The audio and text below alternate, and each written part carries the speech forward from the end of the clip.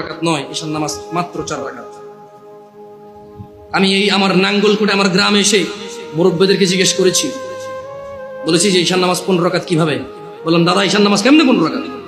ওই বড় সুন্নত সাইড ফরজ সাইড কত হয়েছে? বললাম 8। কত দর সুন্নত 2 রাকাত কত হয়েছে? বললাম 10। কয় নফল 2 রাকাত 10। বললাম দাদা এটা ধরতে না কাকা, নফল কেন ঈশা ধরো নাই? নফল তো নফল নিজেই নামাজ, এটা ঈশা কেন? কয় তুই তো বেজাল্লা কথা কস, তুই নফল 2 রাকাত। আমি বললাম না দাদা, নফল ঈশা নয়, ঈশান নিজে একটা নামাজ, নফল নিজে একটা নামাজ। ঈশা কেমনে 2 রাকাত হয়? নফলের কি সীমা আসেনি? এ বেতাগার মানুষ, নফলের কি সীমা আছে? এ আসর মানে মাগরিবের পরে কি ঈশার আগে কি 2 রাকাত নফল ফরজ যাইতো না? ঈশার নামাজের পরে রাত 12টা বাজে কি 2 রাকাত নফল ফরজ যাইতো না?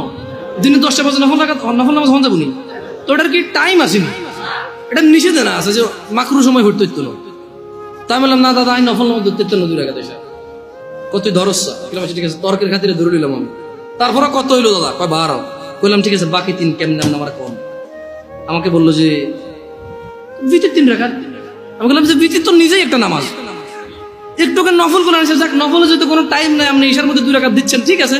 মানুষ নফল পড়লে ইনশাল্লাহ কিয়ামতে যখন সে যাবে, তার নামাজ ঘাটতে থাকলে আল্লাহ এই 2 রাকাত নফলকে তার ফরজে নিয়ে আসবে ইনশাআল্লাহ। ভিতরের নামাজ আল্লাহ নিয়ে যাবে, কিন্তু ভিতর তো নিজেই একটা নামাজ দাদা, এটা ঈশার নামাজের